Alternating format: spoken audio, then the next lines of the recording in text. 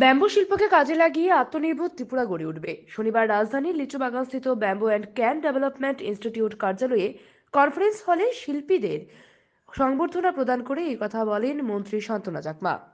এই বাঁশ শিল্পের মাধ্যমে আগামী দিনে কিভাবে রাজ্যকে আরও এগিয়ে নিয়ে যাওয়া যায় তা নিয়েই দপ্তরের উদ্যোগে সকল শিল্পীদের সাথে এদিন আলোচনা করা হয়েছে বলে জানান মন্ত্রী। তিনি আরো বলেন, ত্রিপুরার পাহাড়ি এলাকায় প্রচুর পরিমাণে বাঁশ পাওয়া যায়। প্রাকৃতিক উপায়ে জন্মানো বাঁশ ছাড়াও বিভিন্ন প্রজাতির বাঁশ রাজ্যের পাহাড়ি এলাকায় চাষ করা হচ্ছে। রাজ্যে উৎপাদিত বাঁশ থেকে বিভিন্ন সামগ্রী তৈরি করা হচ্ছে এবং এসব সামগ্রীর যথেষ্ট কদরও রয়েছে। ত্রিপুরা রাজ্যের বাঁশ বেতের কুটির শিল্পের কদর রয়েছে রাজ্যে এবং বহির্রাজ্যেও। চাই যে আগামী দিনে আমাদের ত্রিপুরা রাজ্য শিল্পের ক্ষেত্রে যাতে আরো এগিয়ে যায়, যাতে করে আমাদের শিল্প হারিয়ে না যায়।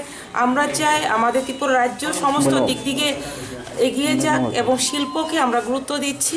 তার জন্য আজকে আমাদের যে শিল্পগুরু যারা রয়েছেন এবং ন্যাশনাল অ্যাওয়ার্ড যারা পেয়েছেন, আমাদের যতটুকু আমাদের গভর্নমেন্টের আমরা যতটুকু আমরা পেয়েছি হিসাব, সেই অনুসারে আমরা যাদেরকে পেয়েছি আমরা দেখেছি, আজকে এখানে উপস্থিত হয়েছি এবং তাদের সঙ্গে কথাবার্তা বলছি এবং শিল্পকে এগিয়ে নেওয়া যাওয়ার জন্য তাদের সঙ্গে কথাবার্তা বলছি এবং কিভাবে আরও আমরা ওনাদের অনুপ্রেরণা দেওয়া যায় এবং সকলেই মিলে আমরা ত্রিপুরাকে এক উন্নত ত্রিপুরা গড়তে চাই।